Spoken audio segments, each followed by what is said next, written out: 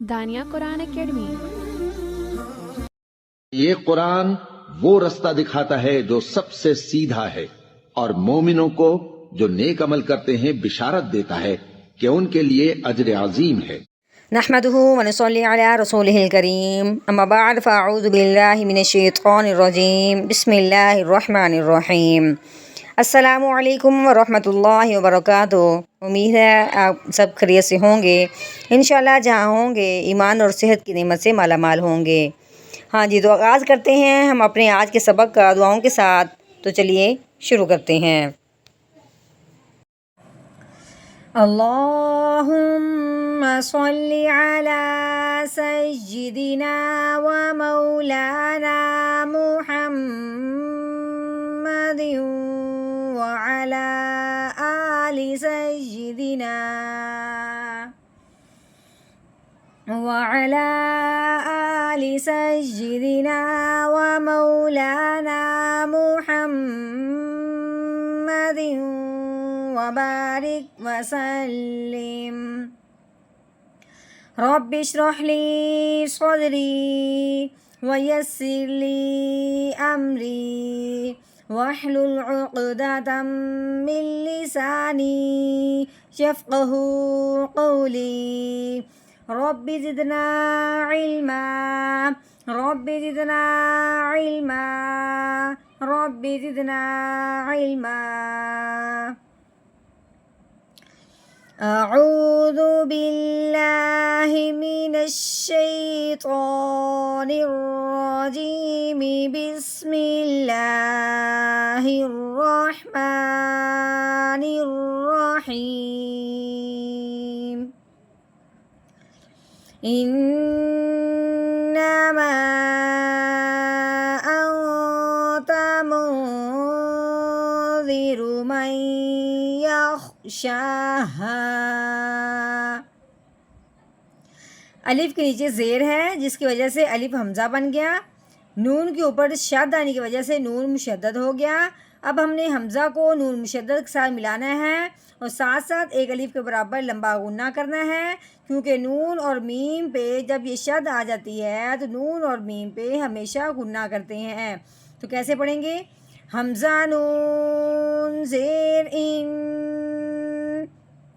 نون کی اپنی زبر بھی ہے، نون زبر نا، ان نا، آگے یہ میم، میم کے اوپر زبر لگی ہوئی ہے، اس کے آگے الف، الف سے پہلے حرف پہ جب زبر ہوتی ہے تو اسے ایک الف کے برابر لمبا کیا جاتا ہے، لیکن یہاں پہ کیا ہے، اس کے اوپر مد بھی لگی ہوئی ہے، مد کی وجہ سے اب اس کو ہم نے کیا کرنا ہے، 3 الف کے برابر لمبا کرنا ہے۔ جب ہم نے مد کے بعد اگلے حرف کو دیکھا ہے تو اگلا الف جی جو الف ہے اس وقت وہ حمزہ بن چکا ہے زبر آنے کی وجہ سے، گویا کہ مد کے فوراً بعد حمزہ آیا ہے لیکن وہ اگلے کلمہ کے شروع میں آیا ہے، اسی کلمہ میں نہیں آیا، جس کی وجہ سے اس مد کا نام بن گیا مد منفصل، یعنی مد اور حمزہ کے درمیان ہلکا سا فاصلہ ہو گیا۔ ٹھیک ہے، اس مد منفصل نام ہونے کی وجہ سے اس مد کو اب ہم نے 4 الف کے برابر لمبا کرنا ہے۔ کیسے پڑھیں گے؟ میم الف مد زبر ما،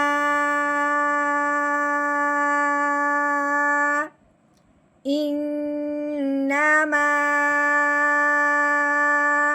ہاں جی، آگے حمزہ ہے، آگے نون کے اوپر جزم آنے کی وجہ سے نون ساکن ہو گیا، اب ہم نے حمزہ کو نون ساکن کے ساتھ ملاتے ہوئے پڑھنا ہے۔ اس سے پہلے آگے دیکھنا ہے کہ آگے تا ہے، تا حروف ہلکی میں سے نہیں ہے جس کی وجہ سے نون ساکن پہ غنہ کریں گے، وہ بھی کون سا؟ اکفا کا۔ تو کیسے پڑھیں گے؟ حمزہ نون زبر او، تا زبر تا، او تا، آگے میم کے اوپر پیش، جس آگے ہے نون، نون کے اوپر جزم آنے کی وجہ سے نون ساکن ہو گیا۔ اب نون ساکن کے بعد جب ہم نے آگے دیکھنا ہے تو آگے ذال ہے، ذال حروف ہلکی میں سے نہیں ہے جس کی وجہ سے نون ساکن پہ اب ہم نے غنہ کرنا ہے، وہ بھی کون سا؟ اکفا کا۔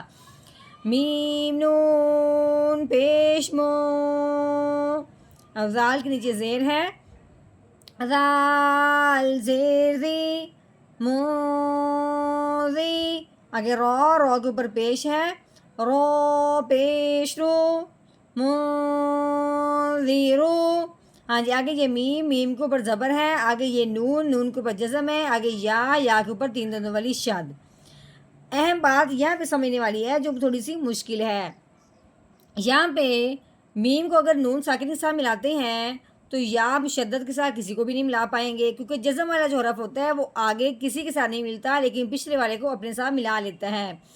لیکن جو مشدد والا حرف ہوتا ہے، یہ جو شد والا حرف ہوتا ہے، مشدد حرف ہوتا ہے، وہ پچھلے والے کو بھی اپنے ساتھ ملاتا ہے اور خود بھی آگے مل جاتا ہے.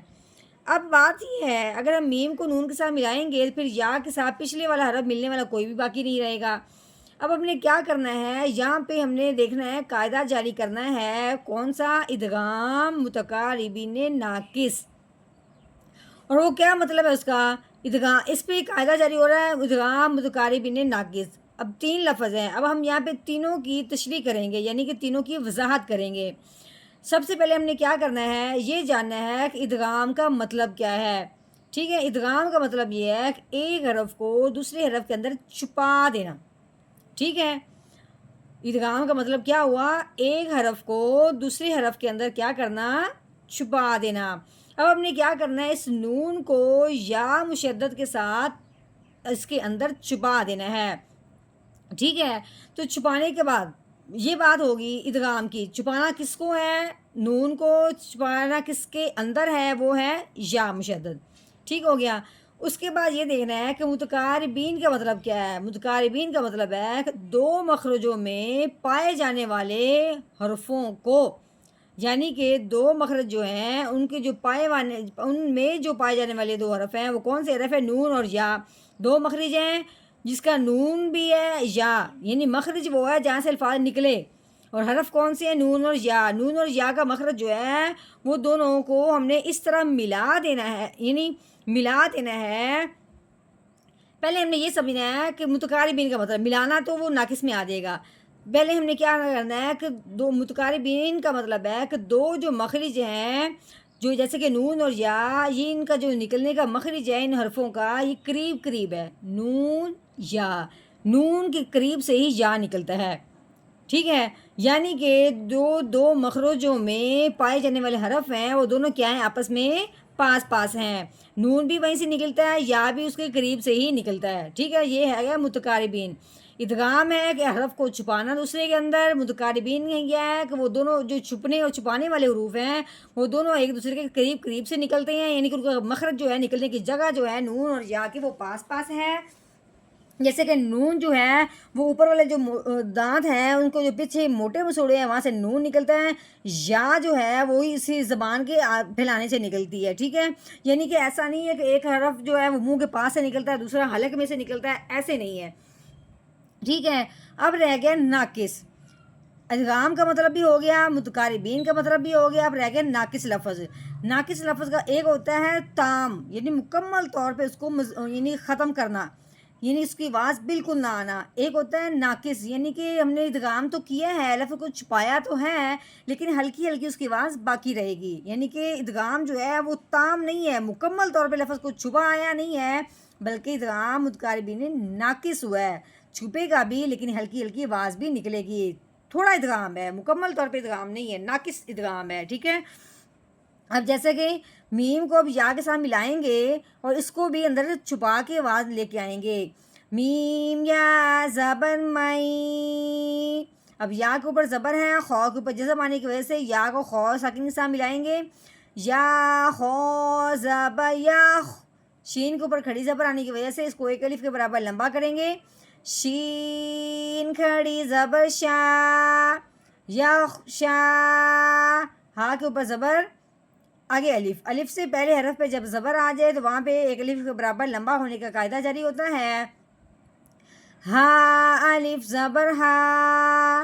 یخ شا ہا. اب یہاں پہ ہم نے کیا کرنا ہے؟ وقف. وقف کی صورت میں آخر والے حرف کو ساکن کرتے ہیں اگر وہ ساکن نہ ہو، لیکن یہاں تو پہلے سے الف ساکن ہے تو اس کو کچھ بھی نہیں کرنا، صرف اپنی آواز کو نیچے لے کے آنا ہے.